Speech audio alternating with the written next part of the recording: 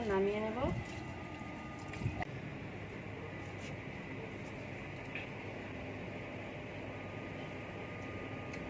খুব ভালো হয়েছে।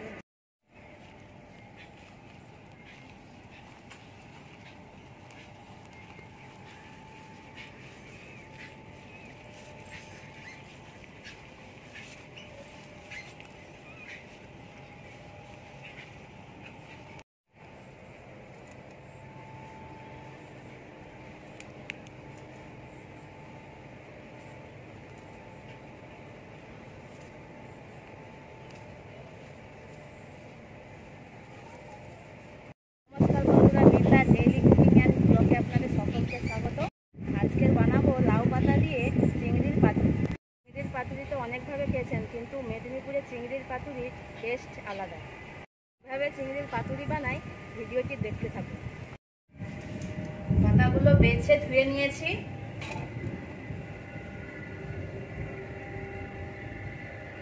ধুয়ে এবার এই শিরাগুলো ফেলে দিতে হবে। এই দেখুন এমনভাবে প্রত্যেকটা পাতা থেকে আঁশগুলো ছাড়িয়ে নিয়েছি। এবার মাছগুলো কেটে নেব। মাছগুলো আমি ধুয়েই কাটবো।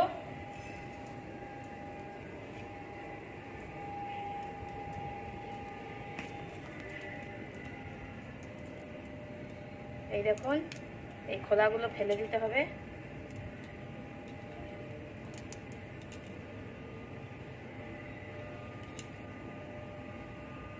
দেখুন এমনভাবে কেটে নিতে হবে।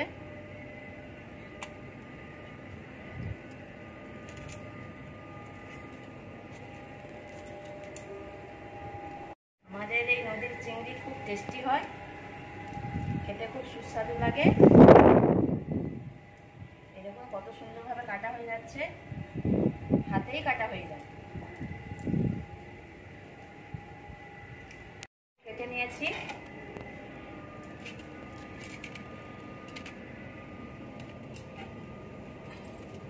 কেটে নিয়েছি।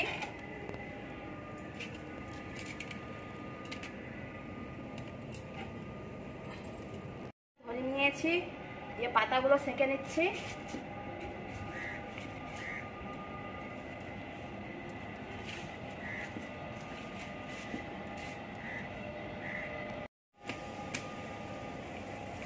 দেখুন এপিট ওপিট করে সেঁকে নিতে হবে, যাতে ধুয়ে ধুয়ে রেখেছিলাম সেই জলটা যাতে শুষে নেয়।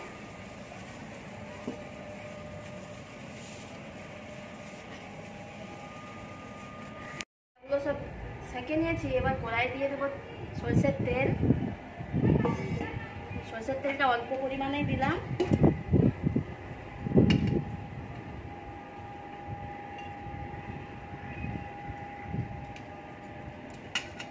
রসুন, পেঁয়াজ ও কাঁচা লঙ্কা, শুকনো লঙ্কা একসাথে ভেজে নিই।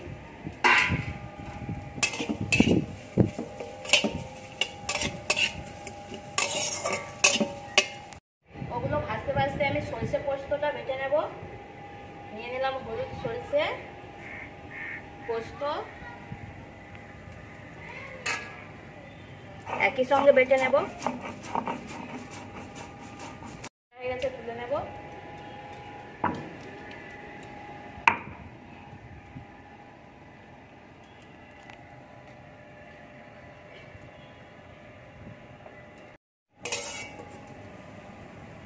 এদিকে এগুলোও হালকা করে ভেজে নিয়েছি, এবার ঢেলে নেব।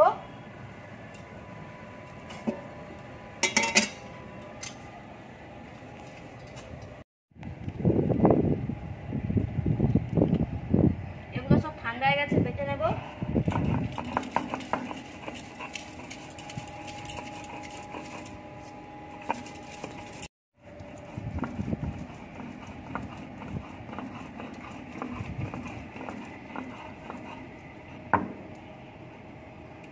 আর মশলাগুলো বাটা হয়ে গেছে, তুলে নেব।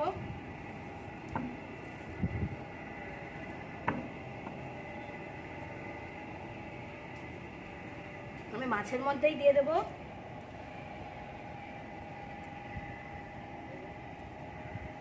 আমি মাখিয়ে নেব। এখানে তো পেঁয়াজ, রসুন, লঙ্কা বাটা দেওয়াই আছে।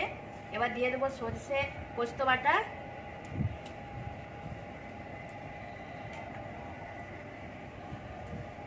দিয়ে দেবো স্বাদ মতো লবণ, হলুদ গুঁড়ো,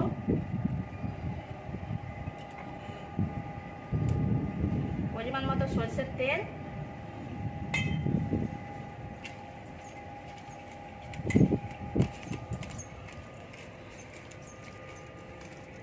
ভালো করে মাখিয়ে নিতে হবে।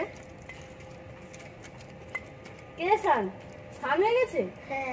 তো জামা পরিসনি কেন? চলে এসছে, মাথাও মাছ যায়নি দেখো। যা জামা পরে এসো, যাও, হয়ে এসছে রান্না।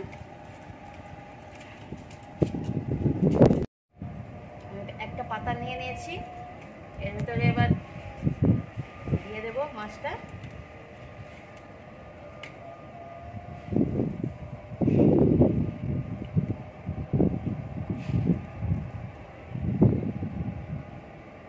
পাতাটা এমনভাবে এদিক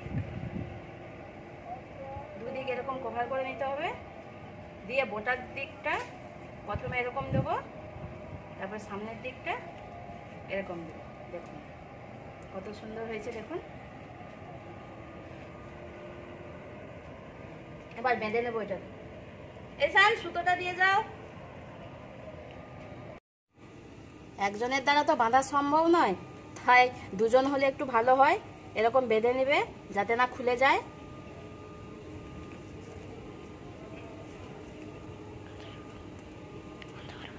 ঠিক আছে, দেখুন বাঁধা হয়ে গেছে। এইভাবেই বেঁধে নিতে হবে। আমি আরেকটি করে নেব। সবসময় এরকম বড় সাইজের পাতা নেবার চেষ্টা করবেন যাতে মুড়তে সুবিধা হয়।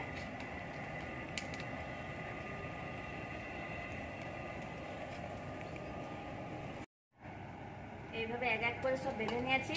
ওদিকে উনুনটাও নিভে গেছিল, আবার ধরিয়ে নিয়েছি।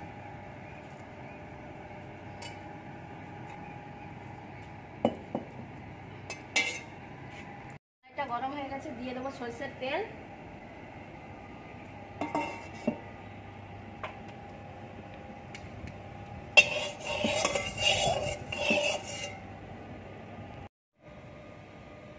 এবার পাতুরিগুলো দিয়ে দেবো।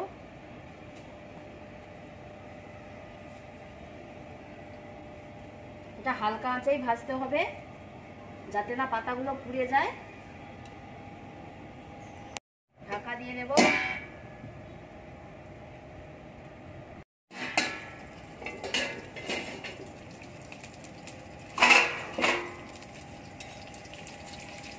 এবার উল্টে নিতে হবে। এই দেখুন কত সুন্দর অ্যাক্টিভ হয়ে যাচ্ছে। সব সময় হালকা আঁচেই করবেন, না হলে পাতা পুড়ে যাওয়ার সম্ভাবনা থাকে। উল্টানো হয়ে গেছে, আবার চাপা দিয়ে দেব। এই দেখুন পাতুরিগুলো ভাজা হয়ে গেছে। দেখুন পাতার কালারটা কত সুন্দর চলে এসছে, পুরো ভাজা ভাজা হয়ে গেছে। এবার নামিয়ে নেব।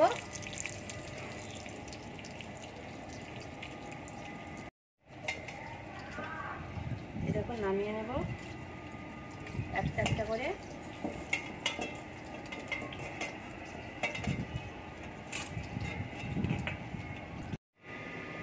আমার ছেলে খুব চিংড়ি মাছ খেতে ভালোবাসে। সব সময় চিংড়ি মাছের মালাইকারিটাই বেশি করে দেওয়া হয়, কিন্তু আজকে একটু পাতুরি করে দিলাম। আগেও একবার করেছিলাম, ভালো লাগছে দেখে আমি বলি তাহলে আরেকটা নেব। আচ্ছা খাও, আমি দিচ্ছি। ভালো লাগছিল বলে আগেরবার আমি তাহলে এই রান্নাটাই করি বলে বলছে খুব ভালো লাগছে।